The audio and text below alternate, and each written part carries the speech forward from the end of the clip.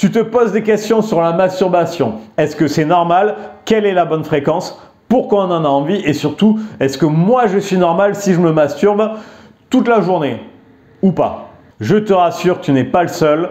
Dans cette vidéo, je réponds à toutes les questions que tu peux te poser sur la masturbation et surtout la plus célèbre d'entre toutes, est-ce que se branler, ça rend sourd? La réponse à la fin de la vidéo. Bienvenue sur ma chaîne, je suis Alexis, sexologue. Je travaille en cabinet à Toulouse, à Montauban, aussi en visio en France et partout dans le monde. Ici, je parle de sexualité et pas que. Tu veux tout savoir sur la masturbation? Juste avant, abonne-toi à ma chaîne, tape la cloche pour avoir les dernières vidéos sur la sexualité et d'autres sujets. C'est parti! C'est quoi la masturbation? Selon la définition du dictionnaire Le Robert, c'est provoquer sur soi ou sur son partenaire par des contacts manuels le plaisir sexuel.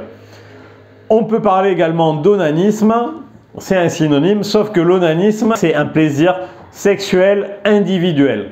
À la différence de la masturbation, où on peut se masturber soi, mais on peut masturber également son ou sa partenaire. Et c'est pas pareil. Qui s'intéresse à la masturbation masculine? Les hommes bien sûr, mais pas seulement, les adolescents énormément, puisqu'ils sont bousculés par l'arrivée des hormones en masse à la période de la puberté. Ils peuvent être amenés à se toucher plusieurs fois par jour, se branler, se tatouiller, comme disait un de mes collègues il y a 25 ans. Mais on se rend compte qu'il y a également ce comportement qui peut arriver chez des enfants à partir de 4 à 6 ans qui rentrent à la découverte de leur corps. Sauf que là, il n'y a pas les hormones. Donc, ils rentrent dans des sensations d'agréabilité physique. La seule chose qu'il faut dire, c'est que à ces enfants, c'est qu'ils peuvent le faire, mais qu'ils le font seuls dans un moment d'intimité. Et les femmes, bien sûr, qui se posent beaucoup de questions sur tout ce qu'on dit sur la masturbation masculine. Est-ce que c'est vrai qu'ils le font autant de fois que ça? Est-ce que c'est vrai qu'il y a cette tentation d'essayer de pratiquer l'autofellation? Eh bien, on apprend que tout simplement, il y a 3 à 4 personnes sur 1000 qui ont cette capacité-là. Et donc, pas beaucoup d'études pour nous renseigner clairement sur cette pratique qui interroge énormément. Quand la masturbation se met en place et à quel moment ça se joue?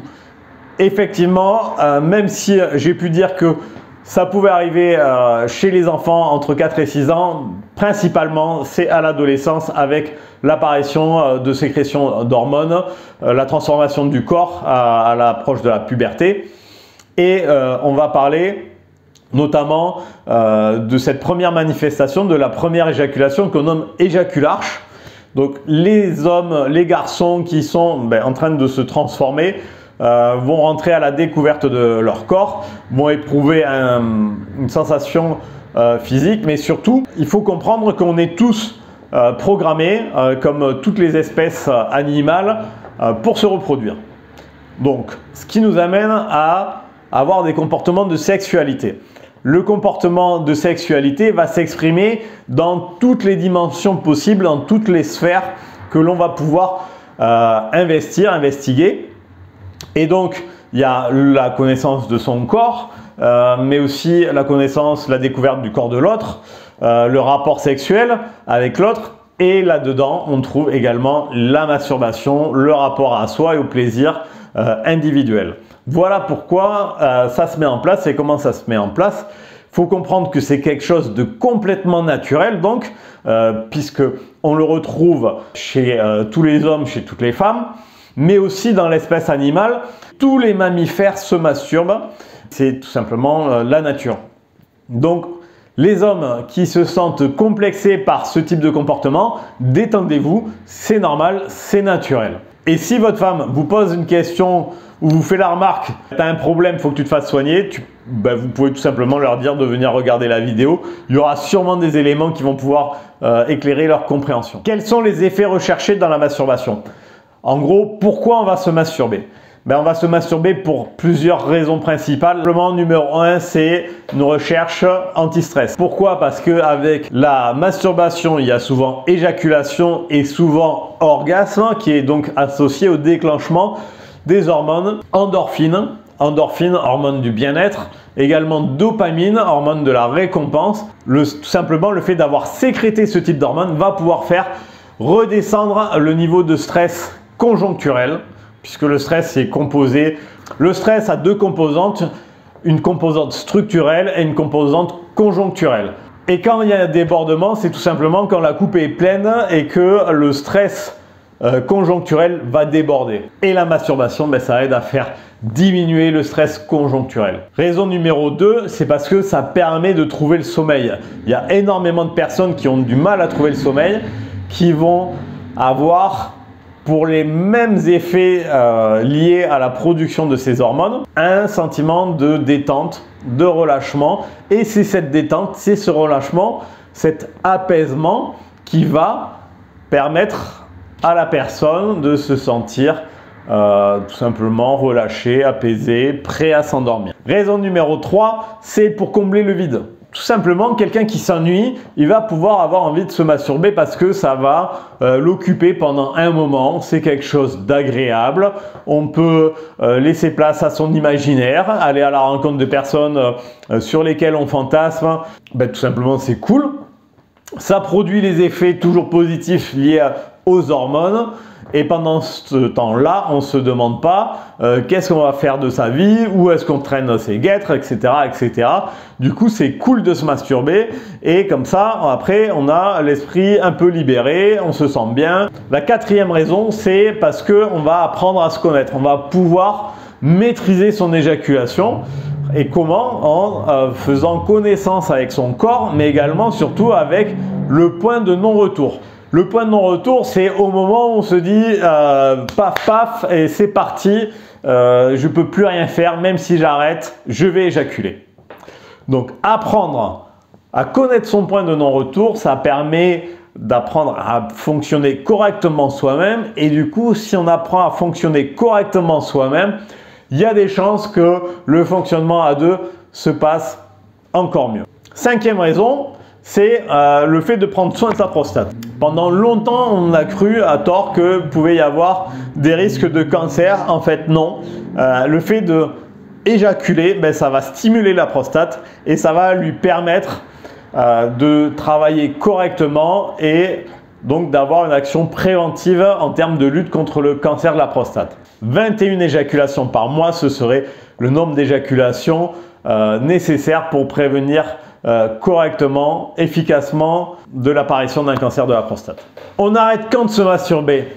On n'arrête pas. On peut arrêter un moment donné dans sa vie et se rendre compte qu'en fait c'est simplement une baisse de libido passagère qui peut être expliquée par plein de facteurs différents et tout simplement, on va pouvoir se rendre compte plus tard qu'il y a un retour de cette libido et retour de ses envies, ses pulsions, ses désirs de se faire du bien à soi.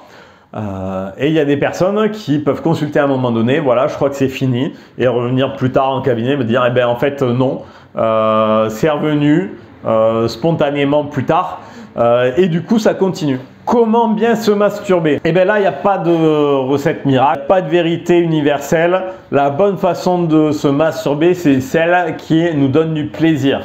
Il y a des personnes qui vont avoir envie de se masturber d'une façon plutôt qu'une autre, avec plus de rythme, avec plus de lenteur, plus de sensorialité, en explorant les différentes zones de son pénis, de ses testicules, se caresser. Il y en a qui vont avoir des mouvements plutôt amples, d'autres plutôt rapprochés, restreints au niveau du gland, du prépuce. Il n'y a pas de vérité. La vérité, c'est ce qui fonctionne et c'est ce qui est vrai pour soi. En revanche, il reste intéressant de prendre son temps. Contrairement à ce qui peut arriver à l'adolescence, où les adolescents vont avoir tendance à se précipiter, à vouloir jouir aussi vite que possible, même faire des concours de branlettes où le premier qui gagne, c'est le premier qui éjacule. Et je ne parlerai pas du jeu de la biscotte où c'est le dernier qui a perdu. Voilà. Pourquoi? Parce que en plus on peut mettre en place un phénomène un petit peu regrettable d'éjaculation précoce par la suite. Ralentir, ça permet aussi de rentrer à la découverte de son corps, de sa sensorialité et de découvrir d'autres choses.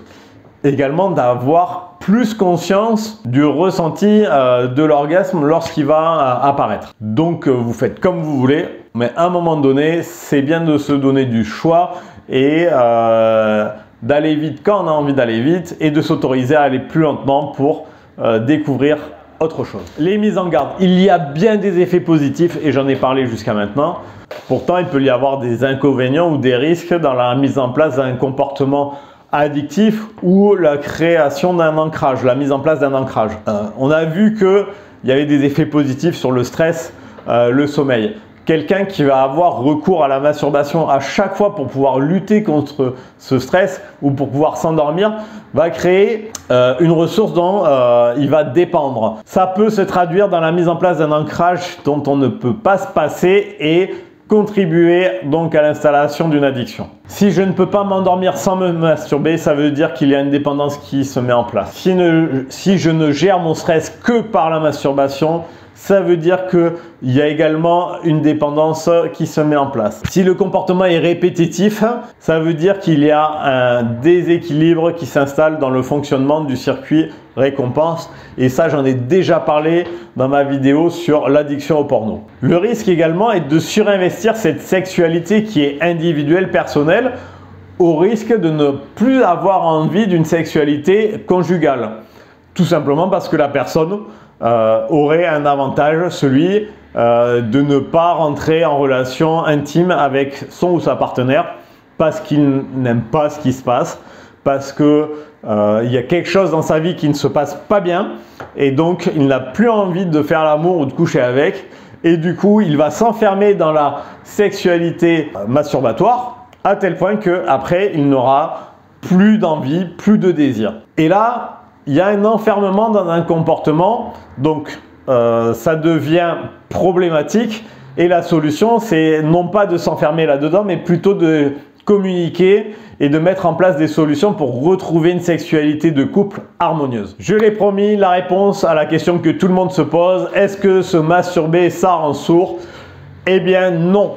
Voilà. Et pourquoi on a cette idée reçue? Ça vient tout simplement du docteur Samuel Auguste Tissot qui a écrit un livre sur les méfaits de la masturbation.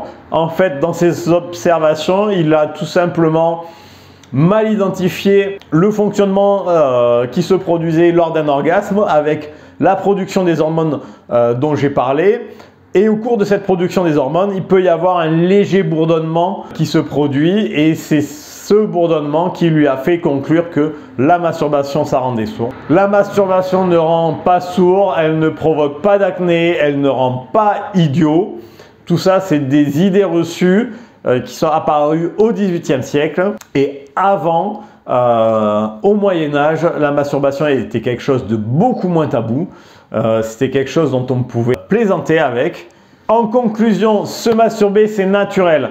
Avoir envie de se masturber, même quand on est en couple, c'est naturel. Ça ne veut pas dire qu'on est un pervers, ça ne veut pas dire qu'on a un problème, et c'est même signe du fonctionnement correct de la fonction libido qu'on a en nous. Donc vous pouvez rassurer votre partenaire, homme ou femme, messieurs qui avaient envie de vous masturber lorsque vous êtes en couple, détendez-vous, c'est normal.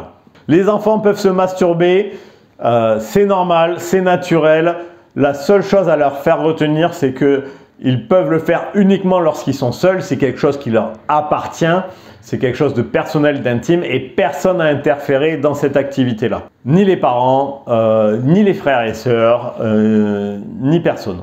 Je ne pourrais pas finir cet article sans parler du mouvement Masturbate for Peace qui prône la masturbation pour mettre fin à la guerre et qui invite également à la réalisation d'un Masturbate-ton international avec pour objectif de répandre un orgasme planétaire. Donc masturbez-vous, seul, à deux, à plusieurs, simplement respectez-vous et aimez-vous. Si vous avez des questions sur un autre sujet en matière de sexualité, n'hésitez pas à le poser en commentaire.